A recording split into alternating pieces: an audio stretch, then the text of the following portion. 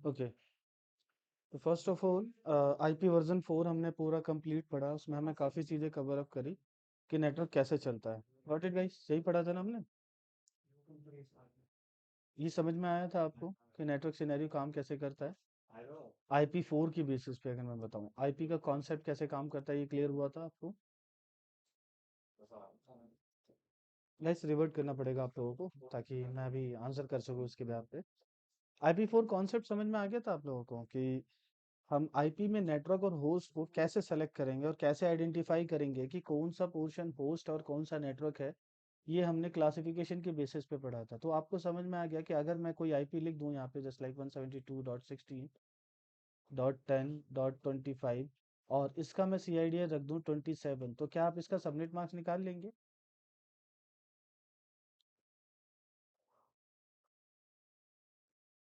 I think शायद। Sir आपने CIDR वाला नहीं बताया था, शायद आपने सबनेटिंग तो बता दी थी पूरी। चलो इन शॉर्ट ही बता देता हूँ, सीआईडी आप ऐसे ही समझ जाओगे। हम हमारी जो 3 क्लासेस है ना, क्लास ए, गाइस डिस्प्ले विजिबल है ना? डिस्प्ले हाइड तो नहीं हो? विजिबल है सर। ठीक है। क्लास ए का डिफॉल्ट सबनेट मार्क्स क्या आता है? 5.0.0। ठीक है, और बी का? 255.255.0.0। And then C? 3 ऑक्टेट में 255, लास्ट में 0। ठीक है। अगर मैं इनको कहूँ बिट्स में बताओ तो आप बिट्स में बता दोगे? इसके 8 बिट ऑन है, बाकी सारी नहीं है। तो ये 8 बिट किसका पोर्शन मानी जाती है? फर्स्ट एक ऑक्टेट का नेटवर्क। नेटवर्क। ठीक है। और remaining 24 bit host portion. Host के लिए। ठीक है। एज इट इज यहाँ पे कितने बिट नेटवर्क में है? 16, 16। ठीक है। और 16 ही बिट किस में है? होस्ट में है। यहाँ पे कितने बिट नेटवर्क में है? 24। 24 बिट नेटवर्क। और यहाँ पे ये 8 बिट 8 बिट होस्ट। होस्ट। ठीक है। तो अगर इसका C I D R class A का default C I D R कहीं पे भी लिखा जाएगा तो क्या लिखा जाएगा हमेशा? वैसे 8, अच्छा 8। ठीक है सर। ये 8 किसको इंडिकेट कर रहा है? ऑन बिट्स को। नंबर ऑफ नेटवर्क बिट्स को। मतलब ऑन बिट्स सही बताया आपने, बट वो नेटवर्क बिट्स हुई। ठीक है। एज इट इज बी का सी आई डी आर क्या लिखा जाएगा? 16। और सी का सी आई डी आर? 24। ठीक है। अब अगर मैंने आपसे क्वेश्चन ये कर दिया है कि एक आईपी एड्रेस है 172.16.10.20 और इसका सीआईडीआर मैंने 27 दे दिया है, तो इसका क्या मतलब है ये? होस्ट पोर्शन की 3 बिट नेटवर्क के लिए ऑन कर दी। नहीं। ये आईपी किस क्लास का है? बी क्लास का। तो बी में कितनी रिजर्व रहती हैं? 2, 16 16 मतलब। बिट। 16 बिट और एक्सटेंड कितनी करिए 16 के बाद? 11। हम्म। तो ये जो 11 बिट है, इन 11 बिट्स की वैल्यू लिखनी पड़ेगी। अच्छा देखो अच्छा। अगर इसका मैं डिफॉल्ट सबनेट मार्क्स लिखूं तो इतना तो मुझे पता है कि ये तो एज इट इज लिखना ही पड़ेगा मुझे, हम्म। है ना? इसके बाद मुझे इसमें और कितनी बिट लिखनी है, तो टोटल 11 बिट्स और लिखनी है। तो 11 बिट्स में अगर हम 8 बिट को एज इट इज लिखेंगे टू तो होगी फाइव कंप्लीट। और डॉट बची कितनी? 3 बिट। ठीक है, तो उन 3 बिट्स की वैल्यू लास्ट ऑक्टेट में लिख देंगे, क्या आएगी? 191। नहीं भाई, 128 plus 128 plus 64 plus plus 32। 32। 2 to हो गया, 4। आ गया सबनेट मार्क्स इसका। यही मैं पूछ रहा था आपसे। समझ गए गाइस सभी? ठीक है सीआईडीआर सर। से आप मतलब कैसे सबनेट मार्क्स लिखोगे अगर मैं कोई भी रैंडम आईपी एड्रेस लिख दूं? अच्छा कई बार ये भी होगा, ठीक है, एक सिचुएशन ऐसी आएगी कि एक आईपी लिखा होगा 192.168.0.0 और इसका सीआईडीआर लिखा होगा आपका मान लीजिए 22। तो पहले तो आपको यही समझ में नहीं आएगा कि ये सीआईडीआर सही है भी या नहीं। समझ में आ रहा है आपको? ये 3 ओके सी क्लास का है, बट इसमें बिट्स तो 22 ही ऑन है। और सी में तो डिफॉल्टली कितने ऑन होते हैं? सारे 24। हाँ। अब ये आईपी गलत नहीं है अगर ये समराइज आईपी है। समझ गए? मतलब नेटवर्क की बात कर रहा हूँ, ये नेटवर्क गलत नहीं है अगर ये समराइज नेटवर्क है। समराइज नेटवर्क का मतलब समराइज नेटवर्क का मतलब ये है कि इसके बाद कितने बिट्स और आनी चाहिए थी? 2। 2 बिट्स और आनी चाहिए थी, ठीक है। तो इस 2 बिट में कितनी वैल्यूज आ सकती हैं?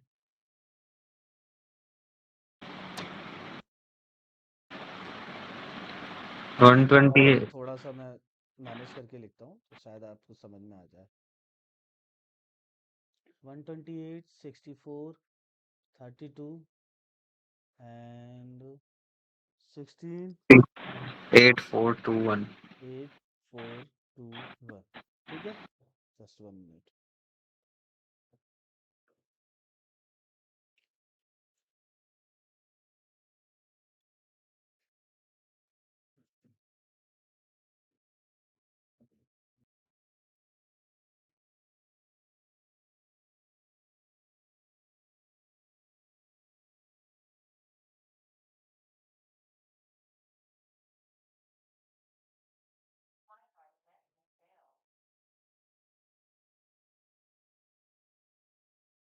ठीक है। तो मैं यहाँ पे बोल रहा था आपसे कि इसमें कितने बिट्स और आ सकते हैं। अच्छा, ये तो बाइनरी वैल्यूज याद ही होंगी आप लोगों को सभी को, तो मैंने स्टार्टिंग में बताया था, पढ़ा भी था आप लोगों ने अच्छी तरह से, है ना। हाँ सर। तो मैंने कहा कि 2 बिट बच रही हैं। वो जो 2 बिट्स हैं उनमें कितनी आ सकती है? वो 2 बिट्स हैं लास्ट वाली, ठीक है। इन सबको जीरो ही रखें तो इसमें मैं क्या कर सकता हूँ, जीरो के साथ 1 लिख सकता हूँ, तो ये क्या मतलब जीरो लिख सकता हूँ, तो ये क्या आ गया, जीरो, ठीक है। फिर सब में मैं लास्ट में क्या लिख सकता हूँ, 1 लिख सकता हूँ, तो यहाँ 1 आ जाएगा। फिर एज इट इज सबको बाइनरी करें, जीरो जीरो ही रखें, और यहाँ पे मैं 1 लिख के यहाँ जीरो लिख दूँ, यहाँ पे क्या आ जाएगा, 2। और फिर क्या आ सकती है लास्ट वैल्यू इसमें?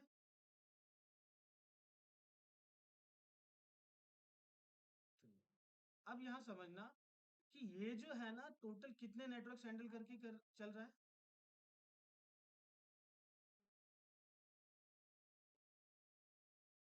कितने हो जाएंगे? 6। 4 नेटवर्क, नहीं 4 हो जाएंगे ना, 4। जीरो हाँ सर। 1 2 2 3। 3। तो ये मतलब कितने नेटवर्क का समराइजेशन है टोटल? 4 नेटवर्क्स का क्या है, समराइजेशन आईपी है, समराइज नेटवर्क है, समझ गए? नहीं सर, समझ में नहीं आया। एक और एग्जांपल से समझाता हूँ मैं आपको, ठीक है, अब समझ जाओगे आई होप।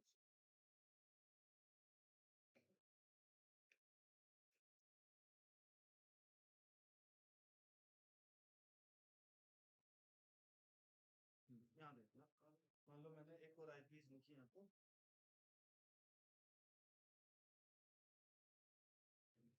अच्छा, वो तो था कि मैं सबनेटिंग के अलावा कर रहा हूँ, मैं एक आईपी लिख रहा हूँ सबनेटिंग, ठीक है। वन या अभी वैसे ही लेते हैं हम आईपी एड्रेस 192.168.0.0 और इसमें लिखा हुआ है /21। अब ये डिफॉल्ट सबनेट मार्क्स से या default number of network bit से कितनी कम है? 3। 3 बिट कम है ना। चलो फिर से बाइनरी करते हैं, और इसमें हम लास्ट 3 बिट्स को क्या करेंगे, रिजर्व कर देंगे, ठीक है। मतलब लास्ट 3 बिट में ही हम सारी चीज चेंजेस करेंगे, बाकी सारे बिट्स को रिजर्व कर देंगे। बाकी सारे बिट्स रिजर्व करने का मतलब है 128, 64, 32, 16, 8, 4, 2 एंड 1, ठीक है। इसमें ये भी जीरो रहेगा, ये तीनों ये पांचों बिट्स क्या रहेंगी, जीरो जीरो रहेंगी, क्योंकि इनको आप चेंज नहीं कर सकते, ठीक है। चेंज करने का ऑप्शन कितना मिला है, ओनली ऑन 3 बिट्स का ऑप्शन मिला है आपको, ठीक है। ये 3 बिट कौन सी है, ये लास्ट वाली 3 बिट्स हैं सर, इसमें चेंजेस कर सकते हो। तो बताओ इसमें चेंजेस करके नई नई कौन कौन सी वैल्यूज बनाई जा सकती है? 3 बिट में कितने कॉम्बिनेशन बना सकते हो आप?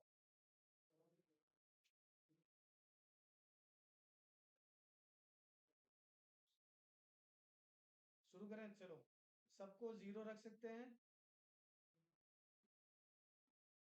इसमें 1 रख सकते हैं तो ये 1 आ जाएगा। इसमें हम 0 1 0 रख सकते हैं, इसमें क्या आ जाएगा, 2। इसमें हम और क्या रख सकते हैं, 0 1 1, क्या आ जाएगा यहाँ पे, 3 आ जाएगा। फिर इसमें हम 100 इसमें क्या आ जाएगा 4 आ जाएगा। फिर और क्या रख सकते हैं यहाँ पे 101 क्या हो जाएगा 5 हो जाएगा। 110 6 हो जाएगा। और सारे 1 1 कर देंगे 7 हो जाएगा। इसके अलावा और कोई कॉम्बिनेशन आ सकता है क्या इन 3 बिट्स में चेंज करके? सिर्फ इन्हीं 3 बिट्स में चेंज करना है। बताओ और कोई कॉम्बिनेशन चेंज हो सकता है क्या यहाँ पे? नहीं। इससे क्या पता चला कि /21 के साथ ये कितनी आईपीस को समराइज करके रख सकता है? मतलब आईपी कह रहा हूँ कितने नेटवर्क्स को। मेरी बात आप शायद समझ नहीं रहे। देखिए चलो ठीक है, तो मैं ऐसे 7 नेटवर्क लिखता हूँ यहाँ पे 192.168.1.0 ठीक है।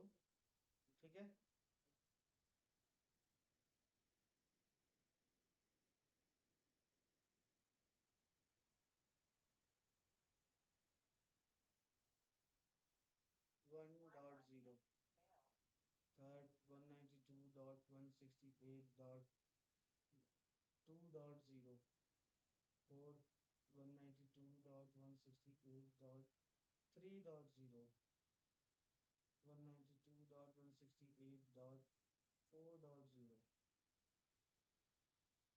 192.168.5.0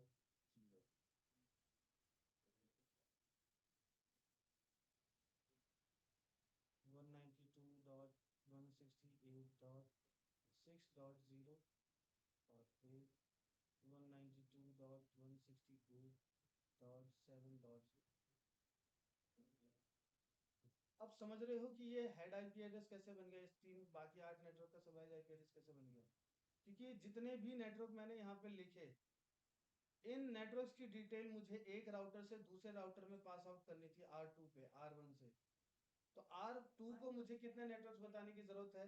सिर्फ first network with this CIDR with this subnet mask. Got it guys? समझ गए? इस सबनेट मार्क्स के देने का मतलब है कि मैं टोटल कितने नेटवर्क की इंफॉर्मेशन दे रहा हूँ?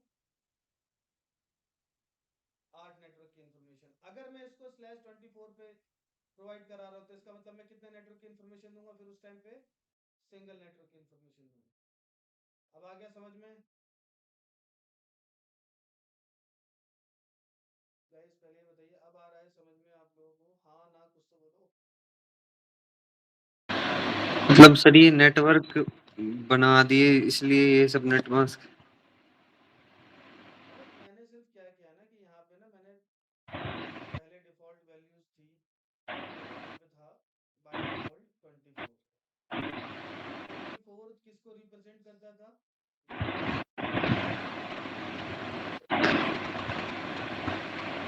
वो सिंगल नेटवर्क को रिप्रेजेंट कर रहा है ना यहाँ पे, हाँ इसीलिए ठीक। इस आईपी को रिप्रेजेंट कर रहा है। एक बात ठीक है समझ में सर। गई यहाँ पे? हाँ हाँ समझ गया। अब मैंने इसमें एक चेंजेस किया कि भाई ये 24 नहीं रहेगा, ये रहेगा 21। तो अच्छा तो 3 बिट्स 3 बिट को और। मैं कॉमन लेके चल रहा हूँ कि वो बाकी सारी बिट्स को कॉमन लेके चल रहा हूँ, 3 बिट्स अनकॉमन है। ठीक बाकी है। सारी बिट्स कॉमन लेने का मतलब ये है कि 8 की 8 बिट सब में 192 है तो सब में कॉमन रहेगी। ठीक है सर। कॉमन रहेगी। अगर मैं यहाँ कॉमन बिट्स लिखता हूँ तो हमें पता है 8 बिट तो कॉमन होगी। अच्छा सब में 168 भी कॉमन है तो प्लस में 8 बिट भी कॉमन हो गई। 0 से 7 में कितनी बिट्स कॉमन रखनी पड़ेगी मुझे? हाँ सर ये ऐसे देख सकते हैं इसको, हमें 8 नेटवर्क चाहिए तो लास्ट की 3 बिट हमें 3 बिट ऑन रखनी पड़ेगी। वो तो अनकॉमन रखनी पड़ेगी। कॉमन कितनी रखनी पड़ेगी जिसमें सब में 0 0 ही डला हुआ है? यहाँ पे भी 0, यहाँ पे भी 0। इसमें कितनी कॉमन रखनी पड़ी? फर्स्ट सेकंड थर्ड और फोर्थ फिफ्थ। कितनी बिट्स हो गई है? 5। हाँ यहाँ पे कितनी कॉमन बिट्स हो जाएंगी और आगे? 21 कितनी हो गई है? 21। 21 बिट्स के साथ अगर मैं 192.168.0.0 को लिखूं तो ये टोटल कितने नेटवर्क को रिप्रेजेंट करेगा?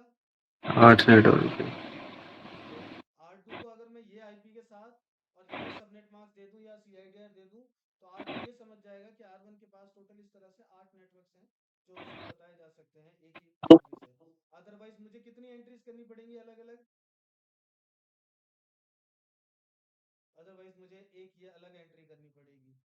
ठीक है, अगर मैं इसको 24 पे रखता हूँ, ये अलग 8 एंट्रीज अलग अलग करनी पड़ेंगी, लेकिन मैंने सिर्फ एक बिट्स में माइनर से चेंजेस किए और उस वजह से मुझे 8 की बजाय सिर्फ एक सिंगल एंट्री करनी पड़ी। दैट्स कॉल्ड समराइजेशन, और ये सबनेटिंग पढ़ लेते हैं तभी समझ में आता है। समझेगा इस आप लोग? हाँ सर आ गया। क्लियर हो गया होगा ना? अगर आप किसी भी राउटर पे, ठीक है, किसी भी राउटर पे आप आईपी एड्रेस अगर कुछ इस तरह से ले दिखाओ, आपको एंट्री दिखाई दे 192.168, मान लो यहाँ पे एंट्री लिखी हुई है 8.0 और /23, 23 छोड़ो 21 ही लिखते हैं। अब मुझे बताओ ये कितने नेटवर्क को रिप्रेजेंट कर रहा है और कहाँ से कहाँ तक के नेटवर्क को रिप्रेजेंट कर रहा है? ये वही फिर 8 नेटवर्क को ही रिप्रेजेंट कर रहा है। आपको कैसे पता कि 8 नेटवर्क ही रिप्रेजेंट कर रहा है? ये सबनेट में इसी आईडिया 21 है, मतलब लास्ट की 3 बिट अनकॉमन है। नेटवर्क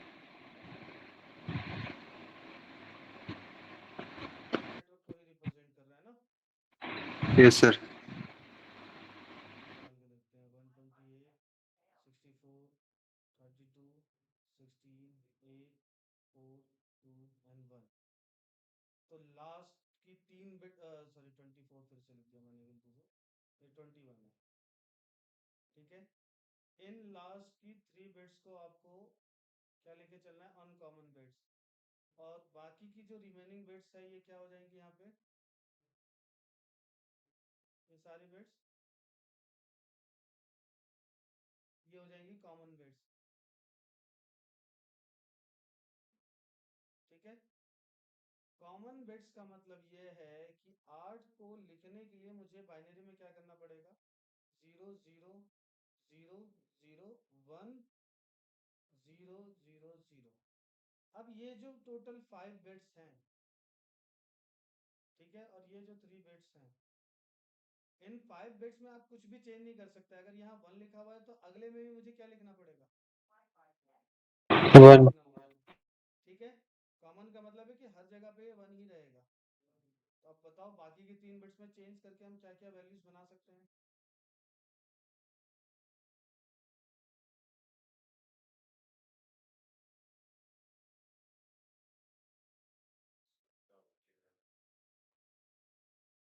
गलती से हो गया भाई, सही कर दूंगा मैं।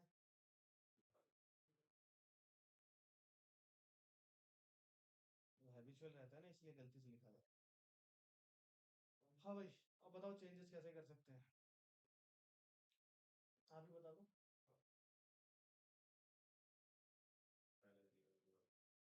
001 आ जाएगा, वैल्यू क्या बन जाएगी यहाँ पे?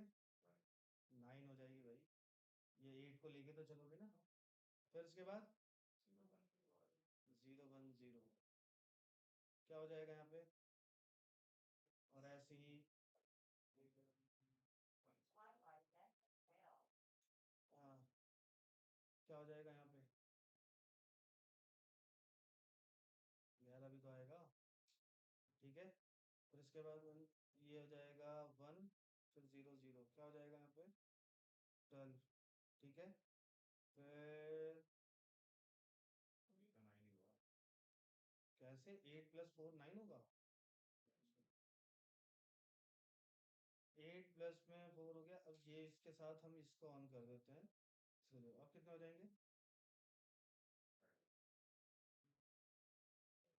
हाँ, नेक्स्ट 111 हो जाएगा।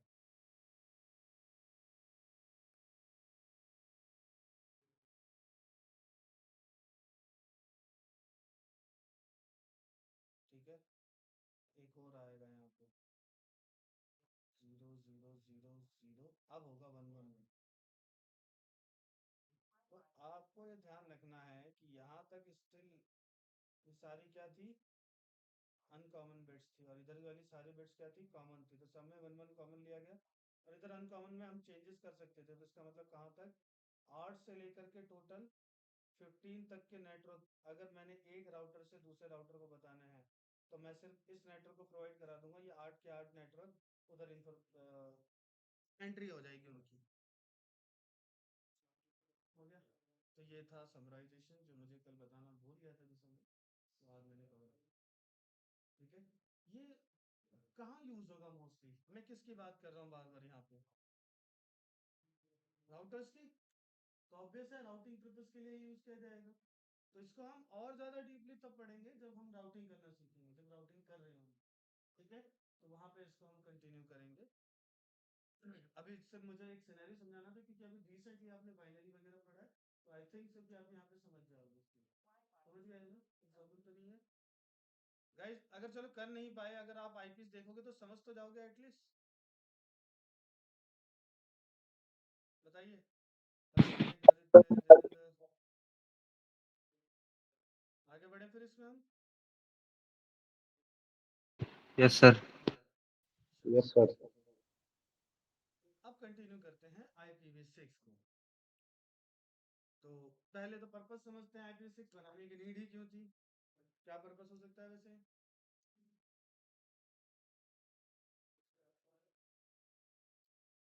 एक सिंपल पर्पस ये था कि IP4 को उसका यूज कम करना था, क्योंकि IP4 में कई सारे ड्रॉबैक्स थे। Kind of drawbacks, what kind of drawbacks बताओ। लिमिटेशन, कि 32 बिट में ही सब कुछ लिखना पड़ेगा। 32 बिट के बाद आप कोई भी वैल्यूज को नहीं लिख सकते इसके अंदर, सबसे पहला तो बैरियर ये था। एंड अदर, और क्या क्या था बताइए।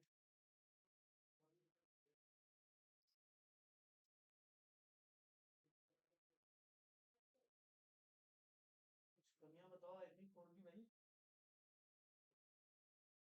देखो, एक तो सबनेट मार्क्स लिखना पड़ता है उसके अंदर। ठीक है। क्लासिफिकेशन है कि इस रेंज को ऐसे ही यूज करेंगे, अदरवाइज नहीं कर सकते। ये सब चीजें IPv6 में नहीं थी।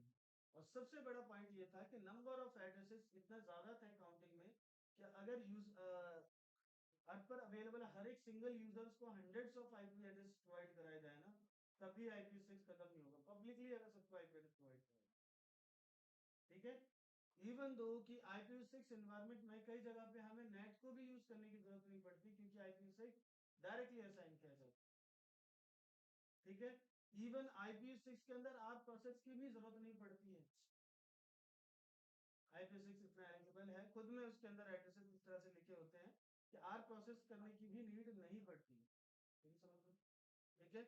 तो ये सब बेनिफिट था आपका किसका, IPv6 का। ठीक है। और जो अलग से फीचर्स लिखे हुए हैं वो मैंने यहाँ लिख दिया, नेट को छोड़ करके मैंने अभी इसमें कुछ भी नहीं बताया है। सबसे पहले तो इसका हेडर फॉर्मेट बहुत ज्यादा सिंप्लीफाई किया गया। हेडर क्या होते हैं पता है आप लोगों को, एनीवन नो अबाउट हेडर्स, किसी को पता है क्या। जो पैकेट की पूरी डिटेल को कैरी करता है। बिल्कुल सही। जैसे कोई पार्सल किसी के पास जाता है तो उसके अंदर सारे एड्रेसेस लिखे होते हैं ना, सेम वही चीज है।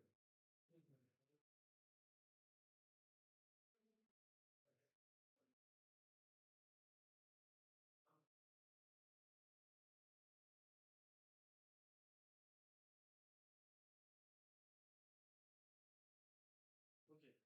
तो एक हेडर के अंदर आपकी सारी डिटेल लिखी होती है। और जब OSI मॉडल पढ़ोगे या TCP/IP मॉडल पढ़ोगे तो उसमें आपको समझ में आएगा, हर एक लेयर, इवन दो कुछ प्रोटोकॉल्स के लिए अलग से हेडर डिफाइंड है। ठीक है। तो वो हम आगे चल के पढ़ेंगे ही, कि वो कैसे काम करते हैं, क्यों डिफाइन किए गए हैं। ठीक है, क्या रोल है उनका। फिलहाल के लिए यहाँ सिर्फ मैं इतना समझा देता हूँ, कंपेयर टू IP4, जिसकी IP4 की बिट्स वैल्यू कम होने के बावजूद भी उसके हेडर के अंदर काफी कॉम्प्लिकेशंस हैं, समझाना मुश्किल है और पैकेट को रीड करने में भी टाइम लगता है। ठीक है। IPv6 हेडर जो होता है इतना सिंप्लीफाई है कि डिवाइस उसको फास्टली प्रोसेस करता है compare to IP4। Second thing कि बिल्ट इन सिक्योरिटी के साथ आता है IPsec, एक इंटरनेट प्रोटोकॉल सिक्योरिटी सर्विसेज हैं जो आपका इंक्रिप्शन के साथ डेटा ट्रांसमिशन करती हैं। ठीक है। ये IP6 के अंदर पहले से अवेलेबल होता है। थर्ड, ऑटो कॉन्फ़िगरेशन, जिसे हम स्लैक कहते हैं, stateless address auto configuration. Just like कि आपके हर एक पीसी के ऊपर एक IPv6 link local address available रहता है हमेशा। जानते हो किस एड्रेस की बात कर रहा हूँ मैं। मैक एड्रेस का उसमें थोड़ा बहुत रिलेशन तो है, ठीक है, मैक एड्रेस से रिलेटेड है। होता क्या है कि हर पीसी पे एक एड्रेस हमेशा रहेगा V6 का। शर्त ये कि V6 का ड्राइवर इनेबल होनी चाहिए, कनेक्टेड होने की भी जरूरत नहीं है, ठीक है, मतलब किसी वाईफाई से भी कनेक्ट होने की जरूरत नहीं, तब भी उसे एक आईपी एड्रेस मिला है, चाहे पीसी स्टैटिक मोड में भी क्यों ना रहे। IP4 में तो होता है ना, स्टैटिक मोड में कोई आईपी नहीं रहता, खुद लिखना पड़ता है, ठीक है, उस मोड में भी इसको आईपी एड्रेस देने की जरूरत है। तीसरी फोर्थ यहाँ पे जो कॉन्फ़िगरेशन लिखी है, no need to NAT. NAT याद है गाइस आप लोगों को, IP4 में कोई भी पीसी डायरेक्टली पब्लिक पे काम नहीं कर सकता, हर किसी को हम प्राइवेट आईपी पे काम कराते हैं और उसको पब्लिक एक्सेस प्रोवाइड कराने के लिए एक नेट ट्रांसलेशन करवा के पब्लिक में फॉरवर्ड करते हैं और एक ही आईपी मल्टीपल यूजर यूज करते हैं।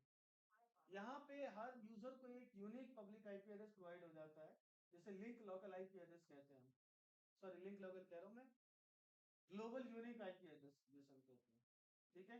तो just kind of public IP address वो, और हर एक डिवाइस पे मिलेगा जैसे नेटवर्क में कनेक्ट, तो इसलिए नेट की जरूरत नहीं पड़ती, डायरेक्ट उससे ट्रांसमिशन होगा। लेकिन मैं ऐसा मतलब फिक्स नहीं कर दिया कि नेट यूज नहीं कर सकते, जैसा ऑप्शनल फीचर की अगर आप इन केस फर्दर आप यूज करना चाहते हो, प्राइवेट आईपी के साथ यूज करना चाहते हो, तो यहाँ पे भी प्राइवेट आईपी का ऑप्शन दिया गया है, बट मैंडेटरी नहीं किया कि प्राइवेट फीचर है। IP4 सेगमेंट में क्या है, मैंडेटरी है कि लोकल यूजर्स हम IP4 में प्राइवेट नेटवर्क पे ही रखेंगे, क्योंकि इतनी IP6 पब्लिक एड्रेस अवेलेबल नहीं है। यहाँ कोई मैंडेटरी नहीं है, एड्रेसेस बहुत सारे अवेलेबल। अब ये सारी प्लस पॉइंट्स हैं IP6 की, इस वजह से अभी जो करंट डोमेन नेटवर्क्स हैं और करंट जो इन्वायरमेंट है आपका नेटवर्क का, वो शिफ्ट हो रहा है धीरे धीरे किस पे, वर्जन 6 की तरफ, ठीक है, समझ गए। कुछ और फीचर जस्ट लाइक कि IP4 का IP6 एड्रेस फॉर्मेट क्या होता है कि आपका टोटल 8 ग्रुप में डिवाइडेड होता है, ठीक है। IP6 की एक अच्छी खासियत ये है कि इसको जितना स्मॉल करके लिखना चाहें हम 2 डिजिट में भी लिख सकते हैं, और मैक्सिमम लिखना चाहे तो 32 डिजिट में भी लिख सकते हैं। 32 डिजिट और 2 डिजिट दोनों में मिल जाएगा, इवन सिंगल डिजिट में भी लिख सकते हैं, कैसे वो हम पढ़ेंगे अब, ठीक है। इतना समझ लो कि 8 ग्रुप्स में डिवाइडेड है ये, और हर ग्रुप के अंदर 4 डिजिट लिखी जाती है, तो 8 × 4 32 हो जाएगा, ठीक है। अच्छा, ये टोटल 128 बिट का होता है, ठीक है। 128 में 128 बिट में अगर हम इक्वली डिवाइड करें तो हर ग्रुप 16 बिट ऑपरेट करके रखता है, ऑपरेट करके रखेगा, ठीक है। इस 16 बिट में से जो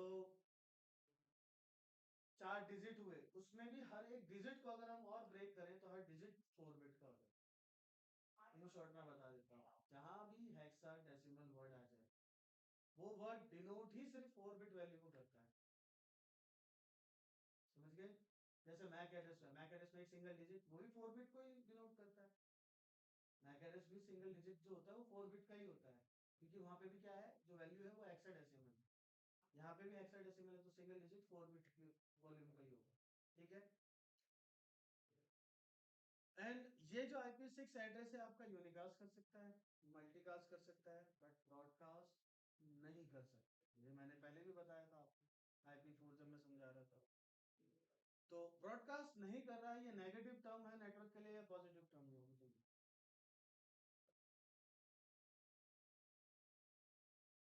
वो तो सिचुएशन पे डिपेंड करता है ना सर, किसी को ब्रॉडकास्ट चाहिए नहीं चाहिए। ब्रॉडकास्ट तो कभी चाहिए ही नहीं होता है, अक्सर अगर हमें भेजना होता है तो मल्टीपल यूजर्स पे भेजना होता है, बहुत रेयर सिचुएशंस होते हैं जहां आपको सभी को भेजना होगा। तो क्या सभी को भेजने के लिए फॉरवर्ड में सिलेक्शन का ऑप्शन नहीं आता, सभी को भेजने का भी तो ऑप्शन आता है, ठीक है। बट अगर मैं कहूँ कि ट्रांसमिशन डिपेंडेंसी ब्रॉडकास्ट पे रख दी जाए, एक एग्जांपल समझ लो, मुझे ना राउटिंग का अपडेट भेजना है, रिप अपडेट जिसे हम कहते हैं, routing information protocol, RIP update forward करना है मुझे दूसरे राउटर पे, बट अगर रिप ब्रॉडकास्ट होता होगा तो ये बताओ स्विच के पास जाएगा अपडेट, वो स्विच के पास अपडेट जाएगा ही नहीं जाएगा अगर उस राउटर से स्विच कनेक्टेड है। ब्रॉडकास्ट का क्या मतलब है कि नेटवर्क में कनेक्टेड जितने भी डिवाइस हैं सबके पास डेटा जाएगा। राउटिंग अपडेट्स की जरूरत दूसरे राउटर को है या स्विच को है? राउटर को है, ऑब्वियस है, तो स्विच के पास भी डेटा जा रहा है, स्विच फिर अपने एंड डिवाइसेस पे डेटा फॉरवर्ड कर रहा है, तो एक बड़ा सेगमेंट बन जा रहा है एक सिंगल पैकेट का। अगर वही मल्टीकास्ट होता तो वो राउटर सेलेक्ट कर लेता कि 4 राउटर्स कनेक्टेड है, इनको फॉरवर्ड करना है 2 स्विचेस डिस्कनेक्टेड, इनको पास फॉरवर्ड नहीं करना है। समझ गए? तो नेटवर्क में नेगेटिव टर्म माना जाता है अगर हम ब्रॉडकास्ट करते हैं कहीं को। Multicast is the best term, इसलिए IP6 को मल्टीकास्ट बाय नेचर इसका क्या है, IP6 का मल्टीकास्ट। IP4 का बाय नेचर क्या है, ब्रॉडकास्ट। उसको अगर कोई डेस्टिनेशन नहीं मिलेगा तो क्या करेगा, वो ब्रॉडकास्ट करेगा। IP6 में अगर कोई डेस्टिनेशन नहीं मिल रहा है, वो कोई ऐसा ट्रांसमिशन करना है जो अननोन है डेस्टिनेशन, तो उस टाइम पे वो क्या करेगा, मल्टीकास्ट करेगा। अब मल्टीकास्ट में क्या होता है ना, ग्रुपिंग कर सकते हैं हम हर तरह के पैकेट्स के लिए, एक आईपी अलग से डिफाइन कर सकते हैं मल्टीकास्ट में। ठीक है, ब्रॉडकास्ट में ऑप्शन ही नहीं है, ब्रॉडकास्ट सेम आईपी पे या तो 192.168.255 पे होगा, या डिफॉल्ट ब्रॉडकास्ट एड्रेस 255.255.255 वाले पे होगा। तो इस इन दोनों में से किसी एक ब्रॉडकास्ट करना पड़ेगा, दोनों ही कंडीशन में सभी के पास जाएगा। ठीक है, मल्टीकास्ट में तो कैटेगराइज कर सकते हैं ना। ठीक है, लेयर 2 डेटा है तो कैटेगराइज हो जाएगा, लेयर 3 डेटा है तो कैटेगराइज हो जाएगा, लेयर 4 डेटा है तो कैटेगराइज किया जाएगा। तो सिर्फ इस एड्रेस पे जो काम कर रहे हैं उनको ही भेजिए। ठीक है, सो दैट्स वाई रीजन कि मल्टीकास्ट ज्यादा बेटर रहता है। ओके, अब इस आईपी में समझना क्या होता है, आपको समझना ये पड़ता है कि इसको आप कंप्रेस कैसे कर सकते हैं आईपी से। ठीक है, पीडीएफ से मैं समझाता हूँ आपको।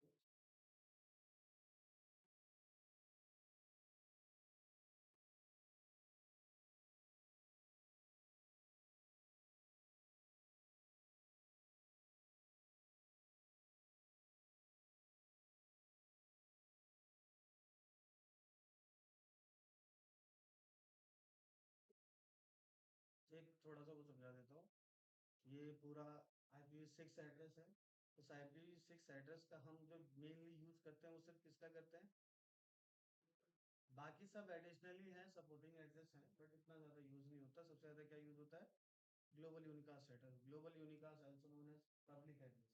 ठीक है, इस पूरे एड्रेस में मोस्टली अगर आप देखोगे ऑल ओवर भी मिलाओगे तो 20% एड्रेस में है ना, 20% को भी आप 100 में डिवाइड करके फिर इसका भी देखो कितना परसेंट लिया गया है, 12.5%।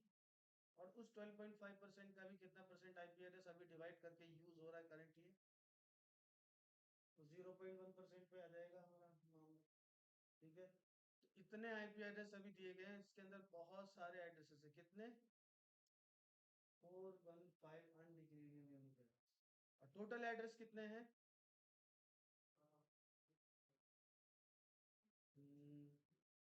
340 अनडिक्लेयर्ड, एक पता नहीं, एक जैसे मिलियन ट्रिलियंस होता है ऐसे एक नंबर दिया गया है, इतना बड़ा है। तो टोटल अगर आप काउंट करोगे इतने सारे एड्रेसेस हैं यहाँ से, ये भी पॉसिबिलिटी एग्जैक्टली है। ठीक है, तो इनमें से सिर्फ हम 0.1% एड्रेस ही यूज कर रहे हैं क्योंकि इतना ही कनेक्शन हमारे लिए। अब आईना क्या करता है कि अपने आईपी एड्रेस डायरेक्ट एलोकेट नहीं कर सकता ग्लोबल लेवल पे हर किसी को, तो उसने क्या बना दिया, जोन बना दिया, कि उन्हीं जोन्स को हम क्या कहते हैं, रीजनल इंटरनेट रजिस्ट्री। ठीक है, RIRs बोला जाता है। तो कितने RIRs हैं, 5। ठीक है, हम जो आईपी एड्रेस लिखते हैं वो हमेशा किससे लेते हैं, Asia Pacific network information centre. ठीक है, तो हमें पब्लिक आईपी एड्रेस इससे मिलता है। और इसके भी फिर बहुत सारे ऑफिस हैं और सब ऑर्गेनाइजेशन हैं जिनके थ्रू आईपी एड्रेस मिलता है।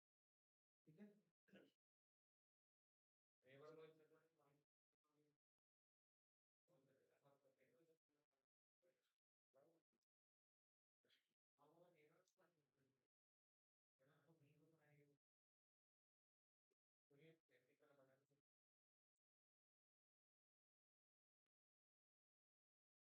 इसका वो विलास के साथ हुआ था मैंने, जे कंपनी की है और बंद हुई है, बीच में ही मतलब बीच में होगी। ये मेरा बड़ा व्याज हो रहा है कि उनका विलास के साथ का साथ करना, ठीक है। ओके। तो अब यहाँ पे समझना है आपको IP6 के अंदर जीरोस को कैसे हटाया है। ठीक है, ये एक एड्रेस है, मान लो इसको हम पूरा एक एड्रेस कंसीडर करके चलते हैं। अगर एक ऑक्टेट में 4 जीरोस हैं तो उसको हम एज अ सिंगल जीरो लिख सकते हैं। सिंगल जीरो किसको डिनोट कर रहा है, टोटल 4 जीरोस को डिनोट कर रहा है। तो ऐसे अगर 8 जीरोस लिख देंगे तो हम भी क्या लिख रहे हैं टोटल यहाँ पे, V6 कंप्लीट एड्रेस लिख रहे हैं। अच्छा, अगर मान लो कि मैंने इसमें ना एक डिजिट लिख दिया लास्ट में, और उससे पहले कितने जीरोस थे, 3, तो आप सब में 0 0 0 लिख रहे हो, लास्ट में 1 लिखोगे, और सिंगल वन ये रिप्रेजेंट करता है कि उससे पहले क्या है, 3 जीरो है। चलो और आगे बढ़ते हैं। अगर मैं कोई डिजिट लिख देता हूँ और उसके बाद जीरो लिखता हूँ तो आप उसको नहीं हटा सकते, उसको एज इट इज लिखना पड़ेगा। लिखा हुआ है यहाँ पे, डिजिट से पहले अगर जीरोज हैं तो वो सब हटाए जा सकते हैं, आप हाइड कर सकते हो उन्हें। बट अगर डिजिट के बाद जीरोज हैं तो चाहे वो 3 हो, 2 हो, 1 हो, आपको लिखना ही पड़ेगा। समझ गए? ठीक है, तो एक तो ये रूल है, आप समझ में आ गया होगा। ठीक है,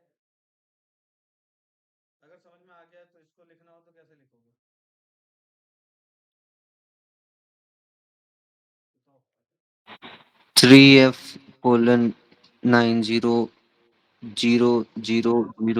डबल जीरो लिखेंगे और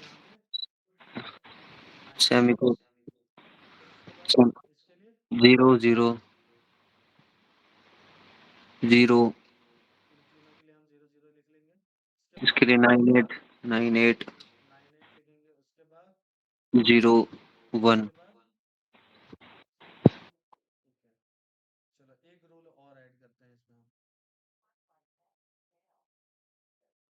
अगर सारे जीरो लिखे हुए हैं और कंटिन्यूसली सारे ऑक्टेट ही जीरो डिनोट कर रहे हैं, यहाँ सारे के सारे क्वार्टर्स जो हैं, जो 8 के 8 क्वार्टर्स हैं, सब में जीरो लिखा हुआ है, तो अगर कंटिन्यूस है तो सबको हम किससे डिनोट कर सकते हैं, डबल कॉलन से।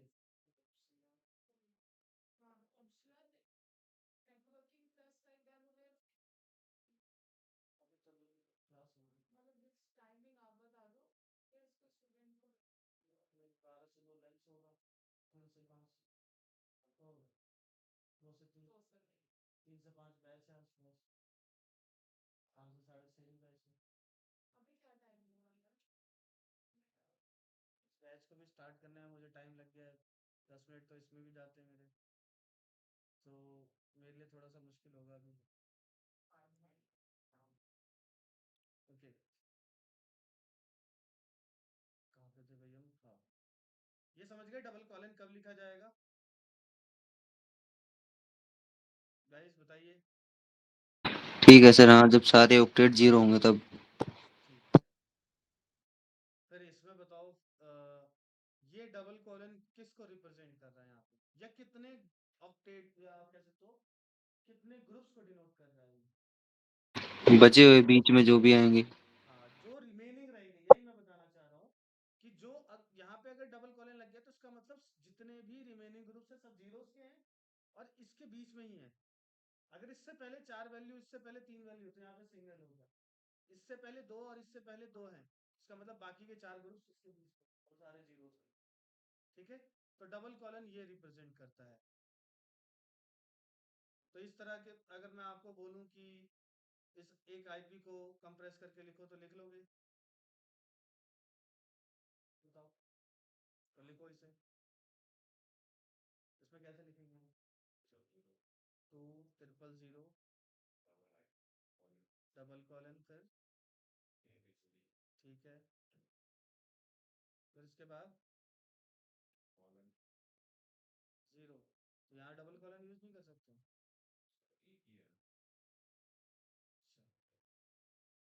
उसके बाद 5।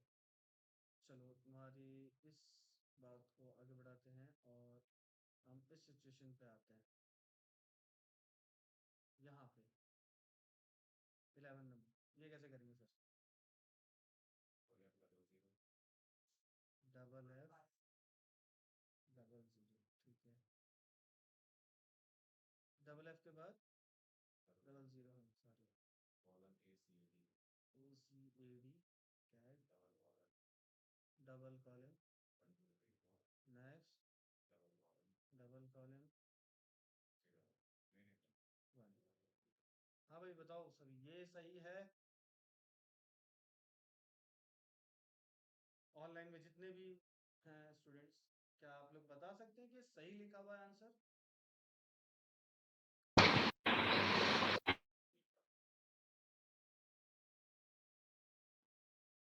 2 बार ऐसे डबल कोलन यूज कर सकते हैं सर हम?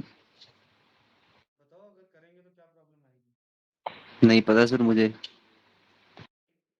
वैसे आपको मतलब वैसे ही पूछ रहा हूँ कि कोई दिक्कत हो सकती है क्या अगर डबल कॉलन 2 बार यूज करें? नहीं पर नहीं हो तो नहीं सकती, बट रूल्स का नहीं पता तो कुछ नहीं कर सकते। तो भाई हो सकती है, कैसे नहीं हो सकती? इन केस अगर यहाँ पे ये ए सी ए डी नहीं लिखा होता, ये भी सारे जीरोस होते, ठीक है?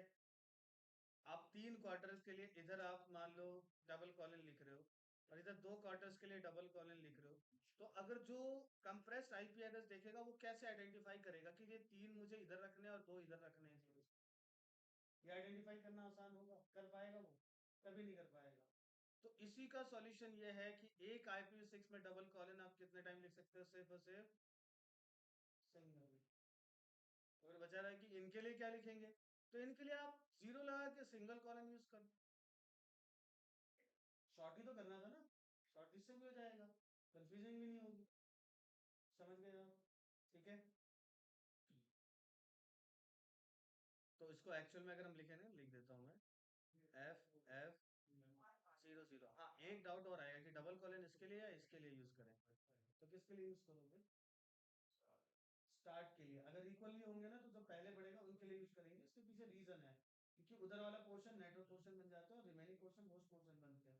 होस्ट में वैल्यू चेंज होती है तो कल को वो जीरो हटाना पड़ेगा, मुझे डबल कॉलन हटाना पड़ेगा।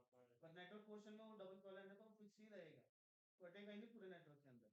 तो इसलिए हम इस साइड डबल कॉलन यूज कर लेंगे, ACAD डबल कॉलन 1 2 3 4 0 0 1, ये होगा कंप्लीट आंसर।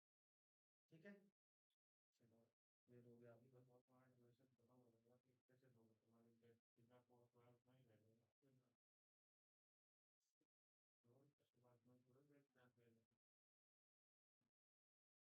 मेरे ख्याल से आप कंप्रेस करना तो सीख ही गए, कर लोगे। मैंने आप जो अपना सेंटेंस बोला था आप लोगों को कि इन केस में एक आईपी एड्रेस ऐसे लिखता हूँ, क्या ये कंप्लीट एड्रेस है? क्यों नहीं है भाई, बताओ। कैसे नहीं है कंप्लीट? 0002 हो गया, फिर सारे 0 0 0 के क्वार्टर हो जाएंगे। हो जाएंगे या नहीं हो जाएंगे? जी सर। तो ये भी तो कंप्लीट एड्रेस बन जाएगा आगे। तो मैंने क्या बोला था कि सिंगल डिजिट में अगर मुझे लिखना हो तो मैं V6 एड्रेस लिख सकता हूँ, और मैं चाहूँ तो टोटल 32 डिजिट में भी लिख सकता हूँ, जैसे जिस तरह से लिखना चाहूँ। इसलिए V6 आपको शॉर्टेड भी देखने को मिलेगा, लॉन्गेस्ट भी देखने को मिलेगा। ओके, एक चीज और जो इसमें इंपॉर्टेंट थी, इसमें लिखा होता है जैसे IP4 में हमने डिवाइड किया था ना आईपी उसको, एक को हम बोलते थे नेटवर्क पोर्शन और दूसरे को होस्ट पोर्शन। ठीक है, यहाँ पे नेटवर्क पोर्शन का नाम चेंज करके क्या बोल दिया गया है?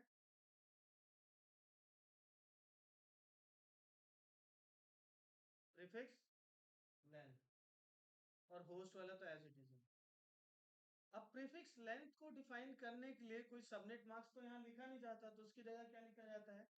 प्रीफिक्स लेंथ की network bits value just like CIDR। अगर मैं यहाँ पे लिख देता हूँ 24, तो ये 24 किसको रिप्रेजेंट करता है? 24 बिट्स को रिप्रेजेंट कर रहा है। ठीक है, 24 बिट्स का मतलब ये है कि एक क्वार्टर कितने बिट्स का बताया था मैंने आपको? 16। ठीक है, 16, और इसके बाद ये एक डिजिट कितने बिट का है? 4। दूसरा डिजिट कितने बिट का है? 4। कितने हो जाएंगे? तो इसका सीधा सीधा मतलब ये है कि इसमें यहां से लेकर के यहां तक रिजर्व है। कहां से कहां तक? FC 00 और इस जीरो तक ये वैल्यू क्या बन जाएगी? प्रीफिक्स। इसका मतलब है नेटवर्क में कहीं पे भी आईपी लिखे, अगर मैं इस नेटवर्क से लिख रहा हूँ तो FC 00 मुझे लिखना ही पड़ेगा। FC 00:00।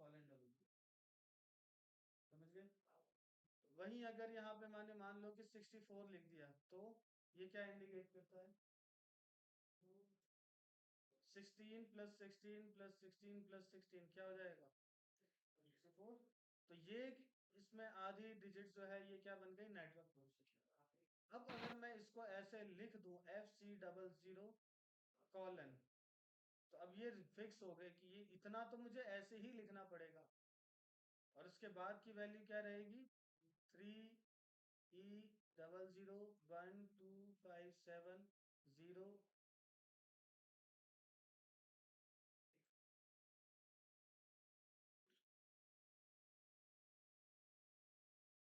0 के बाद 34। तो ये कंप्लीट एड्रेस बन जाएगा। सबनेटिंग होती है सर IPv6 में? होती है बट काइंड ऑफ सबनेटिंग नहीं कह सकते उसे, हम ये समझ लो कि बस डायरेक्ट वैल्यूज को लिखना सीखते हैं आप। ठीक है, तो अगर कंप्रेस करना सीख गए हो तो डीकंप्रेस भी कर लोगे आप आईपीज को IPv6 में, कर लोगे ना? Yes sir. यहाँ बहुत आसानी से डिफाइन किया गया है, ये मैं बुक भेज दूंगा, आप घर पे प्रैक्टिस कर लो। प्रीफिक्स लेंथ समझ गए, ओमिशंस ऑफ जीरो समझ गए कि कैसे हटा सकते हैं, शॉर्ट करना पूरा क्लियर हो गया। अब आते हैं इसके टाइप में। वैसे तो इसको कोई कैटेगराइज तो किया नहीं है क्लास ABCD इस तरह से, लेकिन एक इस तरह से कैटेगरी रखी है रेंज वाइज। रेंज वाइज मतलब कि 2 की सीरीज पब्लिक के लिए है, ठीक है, FE80 वाली सीरीज लिंक लोकल के लिए। तो ये सब है क्या, कुछ चीजें आप डायरेक्ट समझ जाओगे। यूनिकास्ट आईपीज में आपका एक तो बनाया गया है global unicast address. Global unicast का मतलब क्या है, IP4 टर्म में बोले तो इसको हम क्या बोलेंगे, पब्लिक आईपी। ठीक है, लिंक लोकल आईपी एड्रेस, तो IP4 टर्म में बोले तो जस्ट लाइक, याद है 169.254 की सीरीज। लूप बैक तो चलो पता ही है आपको, 127 वाली जो सीरीज थी। ठीक है, अनस्पेसिफाइड मतलब इनका कहीं भी यूज नहीं हो, तो आप डिफाइन नहीं कर सकते।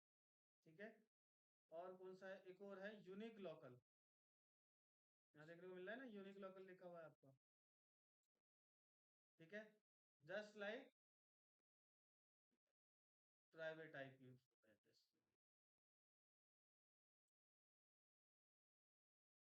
लिख भी रखा है ना यहाँ पे, same as the IP4 private. समझ गए, क्लियर हो गया ना? तो ये तो हर जगह पे यूनिक लोकल तो हमेशा ऑप्शनल रहेगा। मैंडेटरी क्या रहेगा हर जगह पे, ग्लोबल यूनिकास्ट। और ये दोनों आईपी एड्रेस आपको हर जगह देखने को मिलेंगे और हर पीसी पे रहेंगे। और उसमें भी ये तो कंफर्म है कि रहेगा ही रहेगा, चाहे कनेक्टेड है नहीं। कनेक्टेड होगा तो ये भी मिल जाएगा, नहीं होगा तो ये तो मिलेगा नहीं। ठीक है, अब इसमें ना ग्लोबल एक स्टैंडर्ड बनाया गया है, जो कि जरूरी नहीं है कि फिक्स ही रहे। स्टैंडर्ड ये बनाया गया है कि अगर किसी नेटवर्क में प्रीफिक्स लेंथ मतलब नेटवर्क बिट्स को रिजर्व करना हो तो कैसे करेंगे। ठीक है, और कितना करेंगे, बाय डिफॉल्ट पे कितना रखेंगे, भाई इतने बिट्स तो हमें रिजर्व रखनी पड़ेगी अगर मैं एक लोकल एरिया नेटवर्क में आईपी एड्रेस दे रहा हूँ। ठीक है, तो उसमें क्या होता है कि इसने ना हर रीजनल रजिस्ट्री या हर कह सकते हो वेंडर ने इसको डिफाइन कर दिया कि मैं इतना रिजर्व रखूंगा। तो सबसे पहले आईना रिजर्व करके कितनी देता है आईपीज, देखो आईना पहले से कितने रिजर्व करके दे रहा है, 23। किसको, RIRs को। RIR ISP को कितना प्रोवाइड करा रहे हैं, 32 बिट्स में, ताकि वो और यूजर्स को प्रोवाइड करा सके। अब ये है ISP global ISP। Global ISP large and users, जो लोकल ISPs होते हैं उसको ऑलरेडी कितने बिट्स पे प्रोवाइड करा रहा है, 48 बिट पे। फिर जो लोकल ISP है वो मीडियम लेवल यूजर को कितने पे दे रहा है, और बड़ी लेवल यूजर्स को कितने पे दे रहा है, मतलब medium and user just like जो ऑफिस एनवायरनमेंट होता है। और ये होम नेटवर्क में 64। अब राउटर को 64 पे मिला है, राउटर खुद कितने बिट्स में प्रोवाइड कराता है आईपी एड्रेस। तो ग्लोबल स्टैंडर्ड क्या है कि कितना रहेगा आपका हर जगह पे, IP4 जब भी प्राइवेट आईपी एड्रेस प्रोवाइड कराओगे या पब्लिक एड्रेस प्रोवाइड कराओगे अपने पीसी पे, तो आपको 64 बिट डिफॉल्ट ही रिजर्व लेके चलो। मुझे कैसे पता है कितने बिट कैसे रखनी है। तो कोई भी आईपी एड्रेस देखोगे ना भी 6 का पूरा लिखा होगा 32 बिट, उसमें से बस 64 बिट तक के डिजिट्स को रिजर्व कर दो, ये तो कॉमन रखना ही पड़ेगा। उसके बाद अब स्टैटिकली हर किसी को अलग अलग आईपी एड्रेस बताओ, बाकी 64 बिट में लिखोगे वो एक्सेप्ट कर लेगा, उसी नेटवर्क में कनेक्ट रहेगा, कम्युनिकेट भी करेगा, कोई दिक्कत नहीं होगी। समझ रहे हो मेरी बात को? ठीक है, तो यहाँ पे सिंपली इस तरह से डिफाइन कर सकते क्या सर, ये क्या समझाया आपने? हैं। हाँ, चलो और स्पेसिफाई करता हूँ मैं। जैसे मेरा आईपी एड्रेस, मुझे एक IP6 का एड्रेस मिला होगा।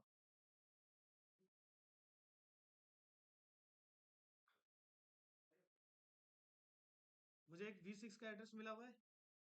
मैंने क्या बताया, ग्लोबल स्टैंडर्ड में कितने बिट रिजर्व है? 64 बिट।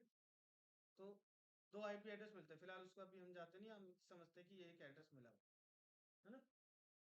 इसमें से 64 बिट रिजर्व करने का मतलब है 2401 मुझे पूरे नेटवर्क में सेम रखना पड़ेगा। मुझे आईपी अगर मिला है तो 4900 भी काउंट रखना पड़ेगा, इवन तो 8843 भी और DD V4 भी। इसके बाद अगर मैं अपने ही पीसी पे मैं इसमें कुछ भी चेंजेस कर दूं, मैं इन सबको 0 0 0 0 0 0 लास्ट में 2 लिख दूं, तो क्या मेरा पीसी स्टिल वर्किंग में रहेगा? आंसर है हाँ, रहेगा। यही तो समझाना चाह रहा था मैं आपको, कि उसके बाद भी कोई प्रॉब्लम नहीं आएगी।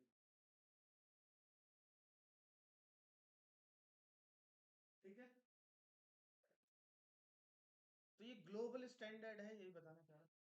इसमें और कुछ नहीं, इतना समझना है कि इतने बिट्स। अब मुझे कैसे पता चलेगा भाई ये बिट्स हैं या नहीं है? तो जब भी आप नेटवर्क में जाओगे तो ISP के थ्रू आपको आईपी तो मिल ही जाएगा ना, मिले या ना मिले।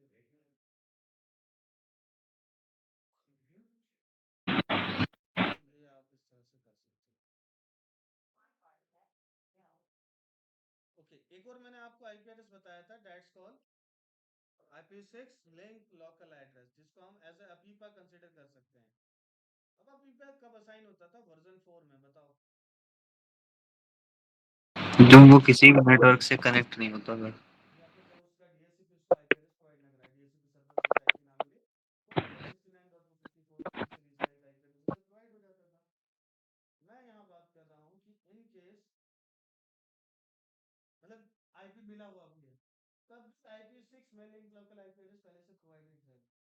ठीक है, और सिर्फ सिंगल रीजन के लिए, रीजन ये रहता है कि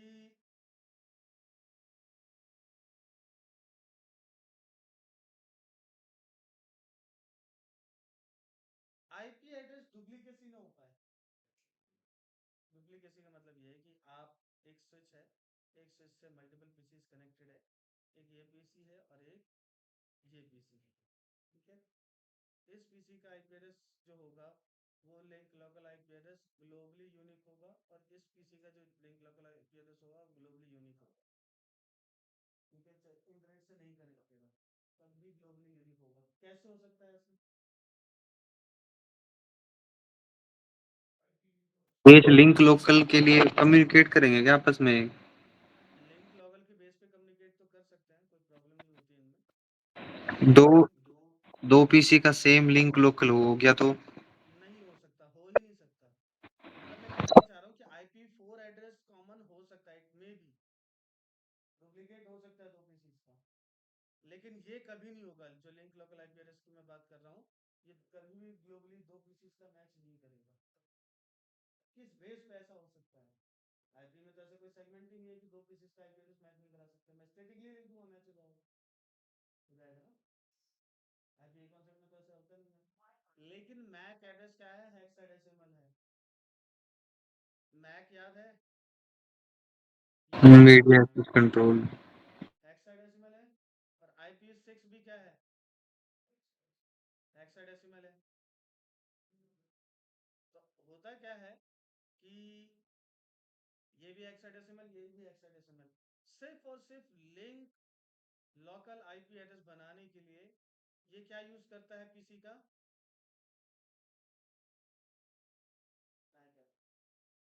मैक एड्रेस क्या है? ग्लोबली यूनिक होता है, किसी दो डिवाइस का मैच करेगा नहीं, तो इससे बनाया हुआ लिंक लोकल आईपी एड्रेस कैसे मैच कर देगा? हो गया यूनिक। अब ये दो यूनिक आइडेंटिटी है। मैंने एक जो पब्लिक आईपी एड्रेस प्रोवाइड कराना था पीसी को, गलती से मैंने वो एक पीसी पे सेम रख दिया और दूसरे पे भी सेम रख दिया, लेकिन ये तो सेम नहीं है ना। इसकी बेस पे दोनों कम्युनिकेट भी कर जाएंगे, डुप्लीकेसी भी वेरीफाई हो जाएगी। वही आईपी एड्रेस सेम दे रखा है। ठीक है, और ये ओरिजिनल आईपी समझ गए। वो आईपी एड्रेस का फायदा ही रहेगा, मतलब हो सकता है कि आपका नाम भी अभिषेक हो, उसका भी नाम अभिषेक, ठीक है, लेकिन सरनेम तो डिफरेंट होगा, वो भी उनका एड्रेस तो डिफरेंट होगा, लोकेलिटी तो डिफरेंट होगी, कुछ तो डिफरेंट होगा ना, ठीक है। तो यही चीज ये बताना चाह रहा है कि link local IP address globally unique हो जाता है पहली चीज। तो सिर्फ हमें बाकी बहुत सारे क्राइटेरिया मैच कराने की जरूरत नहीं है कि डिफरेंट है या नहीं, सिर्फ यही एक एड्रेस भेजेंगे साथ में और हर पैकेट के साथ में जाएगा। अच्छा, सिर्फ ये लोकल ही चेक करेगा, ग्लोबली चेक नहीं करेगा, हालांकि होता ग्लोबली यूनिक है, लेकिन चेकिंग सिर्फ लोकली होगी, ठीक है। तो V6 इस तरह से मल्टीपल एड्रेसेस पे काम कर रहा होता है। अब बात करते हैं कि V6 के अंदर दो दो एड्रेस क्यों मिले हुए हैं पब्लिकली। एक मिला हुआ है हमें टेम्परेरी एड्रेस और एक क्या मिला हुआ है परमानेंट एड्रेस। जब तक मेरे को मेरा DSCP चल रहा है, कब तक, इस टाइम तक मुझे ये एड्रेस रहेगा। बट ये link local, sorry link local बार बार जा रहा हूँ ना, टेम्परेरी IPv6 एड्रेस परमानेंट नहीं रहेगा, परमानेंट सिर्फ ये वाला एड्रेस रहेगा IPv6 एड्रेस। तो टेम्परेरी एड्रेस का काम क्या होता है, आपके आईडी को सेव करके रखना, एज अ यूजर आपको सेव करके रखना। अगर ग्लोबली आपका पब्लिक एक्सेस अवेलेबल हो जाए इंटरनेट के ऊपर तो क्या होगा, आपको कोई भी एक्सेस करने का कोशिश कर सकता है ना, अगर आप ग्लोबल एक्सेस पे एक्टिव हो गए, ठीक है। मान लो कि आप अपना फोन में एनिडेक्स अप्लाई करके और कोड, या कोड नहीं भी दे रहे, फोन में एनिडेक्स सिर्फ आपने इंस्टॉल कर रखे हैं, ठीक है, पीसी में एनिडेक्स इंस्टॉल करके छोड़ रखा है और ऑन कर रखे हैं, थ्रेड पे है ना उस टाइम पीसी, हो सकता है ना, पॉसिबिलिटी है ना कि वो रिवर्स एक्सेस पे चला जाए, किसी को रिमोट एक्सेस मिल जाए उसको। तो सेम चीज है कि अगर आप पब्लिक एक्सेस ओपन कर रहे हैं, क्योंकि यहाँ नेट प्रोसीजर तो यूज हो नहीं रहा है, डायरेक्टली पब्लिक एक्सेस मिल रहा है, तो किसी की यूनिक आइडेंटिटी पता चल रही लोगों को। तो होता क्या है कि नेटवर्क में आपके जो आईपी मिला हुआ है, ये परमानेंट आईडी रहेगी, बट ये नेटवर्क बेसिस पे परमानेंट आइडेंटिटी रहेगी, मतलब राउटर को ये रहेगा कि ये यूनिक पीसी है। और जब सर्वर पे आप एक्सेस जाओगे ना, सर्वर पे जब भी आप एक्सेस करने की कोशिश करोगे तो वहां पे आईपी कौन सा जाएगा, टेम्परेरी वाला। और ये है टाइम टू टाइम चेंज होने वाला एड्रेस, राउटर पे कॉन्फ़िगर है, कितने मिनट बाद इतनी देर बाद उसको चेंज कर देंगे, ठीक है। और ये एड्रेस किससे मिला है, ये एड्रेस भी इसी के ऑक्टेट में, इसी रेंज में से मिला हुआ है। कैसे बोल सकता हूँ मैं कि इसी रेंज में से मिला हुआ है, तो आप देखो इसमें 2401 मैच कर रहे हैं, आपके 64 बिट मैच कर रहे हैं नहीं कर रहे हैं, उसके बाद का एड्रेस बिल्कुल अलग है यहाँ पे, उसके बाद की सीरीज अलग है ना। लेकिन ये फिर अभी कुछ टाइम तक के लिए इस पे रहेगा, उसके बाद फिर अपने आप चेंज हो जाएगा, ठीक है। तो क्या होगा कि परमानेंट एक्सेस किसी के पास मिला तो मिल गया यहाँ पे, ठीक है। तो ये था कंप्लीट आपका IPv6 एड्रेस, इसमें लूपबैक एड्रेस भी होता है।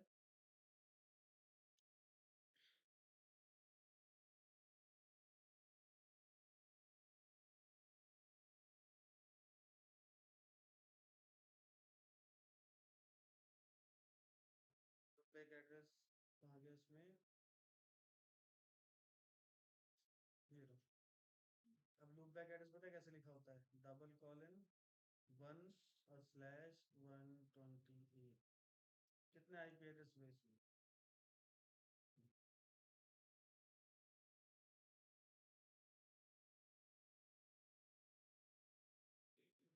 इसमें, बिल्कुल सही, क्योंकि वो 28 बिट रिजर्व हो गई, 01 लिखा हुआ है, वही एक आईपी एड्रेस बचा है इसमें, ठीक है, चेंज कर नहीं सकते हैं। तो एक डिफरेंस ये है कि वन IP4 का प्लस पॉइंट था कि इसके अंदर पूरी सीरीज रिजर्व थी, 127.0.0.0 से लेकर के 127.25.25 तक पूरी सीरीज रिजर्व थी। यहाँ पे क्या है कि बस एक ही आईपी एड्रेस लूपबैक का स्टेज होगी, इसके अलावा और कोई भी नहीं। अच्छा, मैं आईपी देख कर ही बता सकता हूँ कि ये लूप बैक है, ये लिंक लोकल है, कैसे पता चलता है। तो इनमें भी ना नंबर्स लिखे होते हैं, लास्ट में जो प्रीफिक्स लेंथ लिखी होती है उससे आइडेंटिफाई हो जाता है, ठीक है। यहाँ पे एक चीज नोटिस करोगे कि हर आईपी के साथ लास्ट में प्रीफिक्स लेंथ का नंबर लिखा हुआ है, ठीक है। वो प्रीफिक्स लेंथ नंबर ये बता रहा है कि इसकी इतनी बिट्स तो कॉमन मिलेगी ही मिलेगी, ठीक है। कैसे बात कर रहा हूँ मैं आईपी को देख के ही बता दूंगा।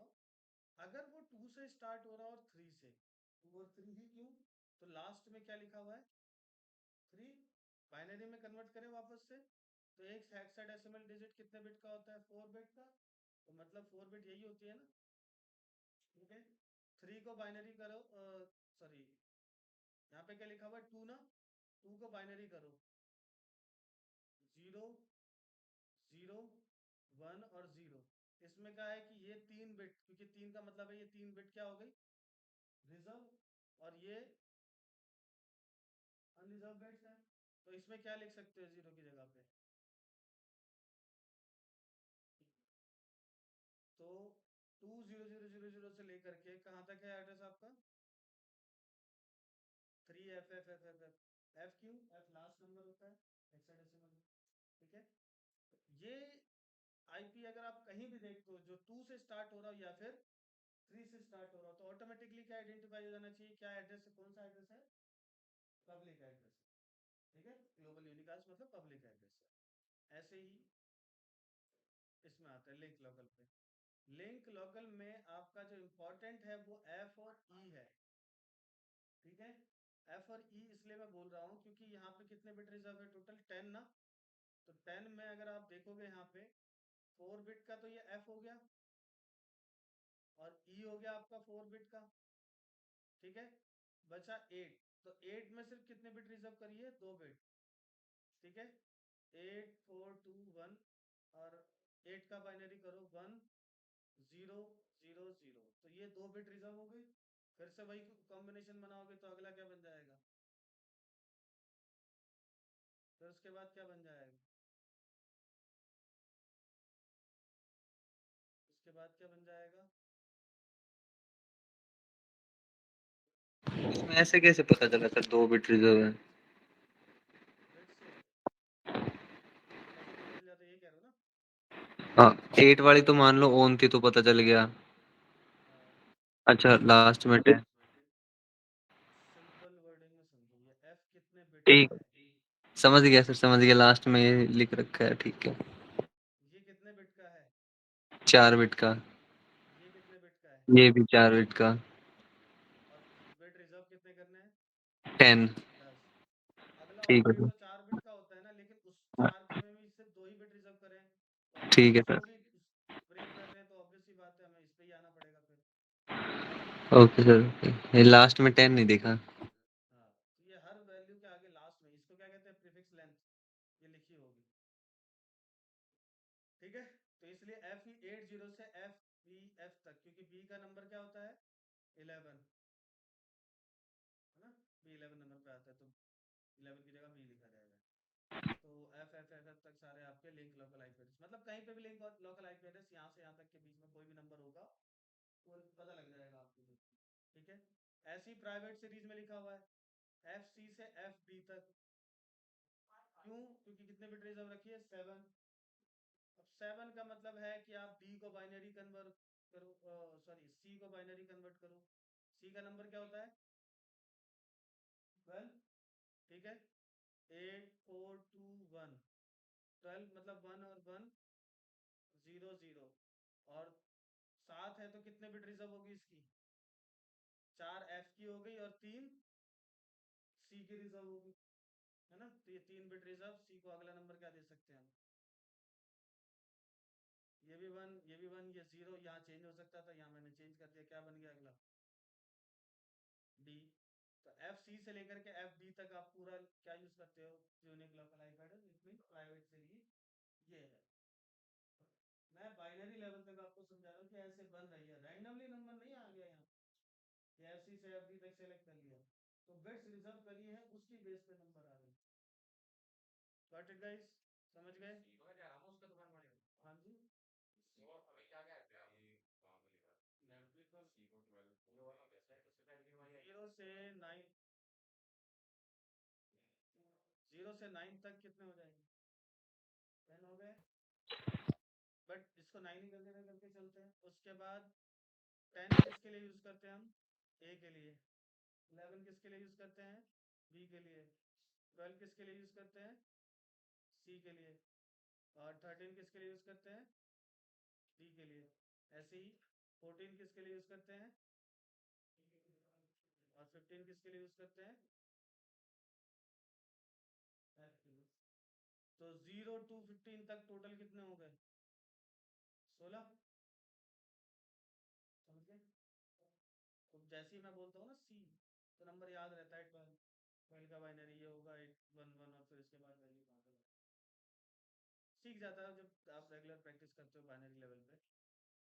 हाँ लास्ट और समझ लो नेटवर्क के अंदर कहीं पे भी मल्टीकास्ट होगा तो उसमें कॉमन है कि कहाँ से शुरू होगा एफ से और एफ पे खत्म होगा। क्यों क्योंकि आठ ही लिखा हुआ है। तो एफ बे रिजर्व और उसका अगला एफ बे रिजर्व 8 बिट 4 बिट के हो गए दोनों, ठीक है। उसके बाद अब सब में एफ है। तो मल्टीकास्ट की पहचान की स्टार्टिंग में डबल एफ आया इसका मतलब मल्टीकास्ट होगी। ठीक है ये सीजन के एग्जाम में पूछ रखा मुझसे तो मैंने एग्जाम दिया था ना तो लिख दिया था एफ सी एफ बी ठीक है एफ ई और ये आपका 3F ऐसे लिख दिया था। इसमें से कौन सी सीरीज मल्टीकास्ट के लिए यूज हो बस टिक करना था डबल एफ पे। बट ये छोटी सी चीज उस टाइम हो सकता है ध्यान नहीं है। ठीक है तो ये आपका मल्टीकास्ट के लिए यूज है। अच्छा ये सब का जान के करोगे क्या देखो जब आप वायर शार्प ओपन करके चेक करते हो अक्सर आप वायर शार्प में देखोगे मेरा जो ट्रांसमिशन चल रहा है YP6 पे चल रहा है ना भाई IP6 पे भी इंटरनेट चल रहा है तो उसको भी तो ट्रेस करना आना चाहिए उसको भी समझ में आना चाहिए। ठीक है इसलिए जब हम इसको ओपन करेंगे और जब आप ट्रांसमिशन को देखोगे V6 पे चल रहा है अब कैसे आइडेंटिफाई करोगे ये पब्लिक ट्रांसमिशन है ये प्राइवेट ट्रांसमिशन चल रहा है यहाँ पे मल्टीकास्ट हुआ है यहाँ पे लूप बैक के साथ कम्युनिकेशन हुआ है तो कैसे पता चलेगा यहाँ पे FE80 इसका क्या मतलब है लोकल ट्रांसमिशन और उसमें भी अगर 1 लिखा हुआ है तो FE801 किसका आईपी एड्रेस होता है हमेशा गेटवे का। गेटवे का लिंक लोकल आईपी एड्रेस है। समझ गए। नेक्स्ट 2401 2 से स्टार्ट हो रहा है ऑब्वियसली कौन सा एड्रेस है पब्लिक या प्राइवेट पब्लिक एड्रेस है। ठीक है ऐसी और ट्रांसमिशन देखोगे कई जगहों पे आपको उससे भी दिखाई देगा।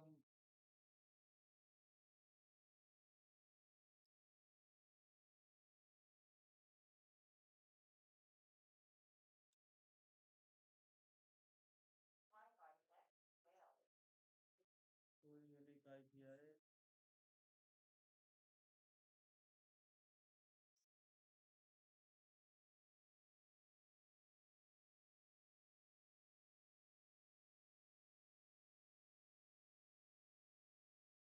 यहाँ पे क्या हुआ है लिंक लोकल आईपी एड्रेस मतलब मेरे पीसी ने डेटा क्या किया है मल्टीकास्ट किया है। कैसे पता चल रहा है जो डेस्टिनेशन एड्रेस है वो डबल एफ है तो इसका मतलब नेटवर्क में मल्टीकास्ट किया गया है। अच्छा अब मल्टीकास्ट की खासियत ये है कि हर मल्टीकास्ट एड्रेस स्पेसिफाई है कि किसके लिए भेजा जाएगा ये एड्रेस किसके लिए किस तरह की सर्विस के लिए यूज होता है। तो उस एड्रेस को आप इंटरनेट पर सर्च करके पता कर सकते हो ये पैकेट कहाँ जा रहा है किस लिए जा रहा है। ठीक है तो हर पब्लिक एड्रेस डोमेन आप सर्च करके पता कर सकते हो अगर आपको ये कॉन्सेप्ट पता लग गया। ठीक है इसलिए ये सारी चीजें बताते हैं। आई थिंक सो IP6 आप लोगों को क्लियर हुआ होगा समझ में आया। सही है तो इस टॉपिक को हम खत्म करते हैं।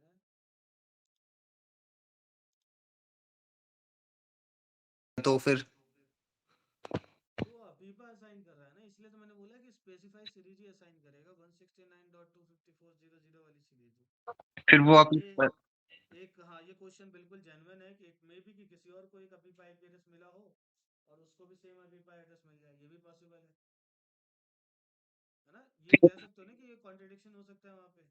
हाँ सर यही तो तो इसके लिए एक और नई चीज आपको बता देता हूँ मैं ध्यान से देखना इस। ठीक है इंटरव्यू में ही पूछा जाता है।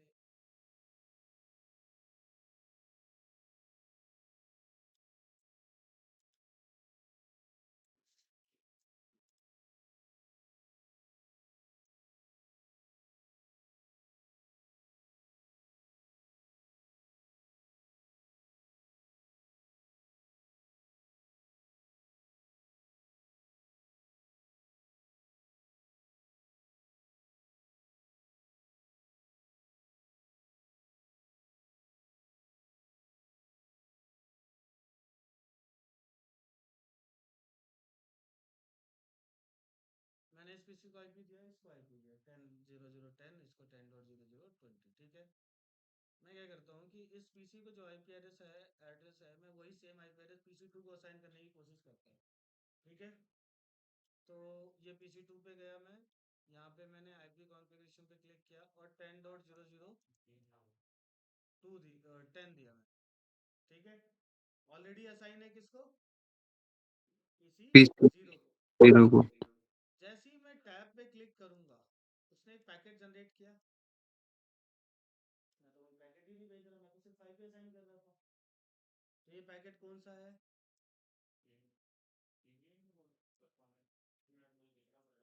आपका। और आर्प में भी कौन सा आर्प है, ये ग्रेशियस आर्प, ठीक है। ग्रेशियस आर्प जनरेट किस लिए होता है, जब भी किसी पीसी को स्टैटिक आईपी एड्रेस असाइन किया जा रहा होता है तो ग्रेशियस आर्प जनरेट होके बाकियों से पूछता है कि ये आईपी एड्रेस किसी और का तो नहीं है। अगर किसी और का आईपी एड्रेस होगा तो रिप्लाई देगा, जैसे यहाँ पे कौन रिप्लाई देगा, पीसी 0। देखो पैकेट सबके पास जाएगा, है ना। सिर्फ एक पर्सन ने रिप्लाई बनाया, बाकी सब ने रिजेक्ट कर दिया। तो वो रिप्लाई बना के भेज रहा है कि भाई ये आईपी एड्रेस तो मेरा है। और ये क्या इस पीसी पे क्या नोटिफिकेशन आएगा, तो भाई this address is already used in this network, आ गया। तो क्लियर हो गया आपको। अब ये कॉन्सेप्ट अभी का मैं अप्लाई कर दूं, वहां पे भी जैसे किसी को अपना आईपी एड्रेस मिलेगा तो वो ब्रॉडकास्ट करके क्या कर लेगा, चेक वेरीफाई कर लेगा ना नेटवर्क में सभी से पूछ करके कि भाई ये अफीफा ही सही, लेकिन किसी को असाइन तो नहीं है ना। अगर किसी को असाइन होगा तो रिप्लाई कर देगा, तो दूसरा अगर एड्रेस वो दे देगा। नेटवर्क में कनेक्ट ही नहीं है तभी तो वो अपीपा देगा अपने आप को।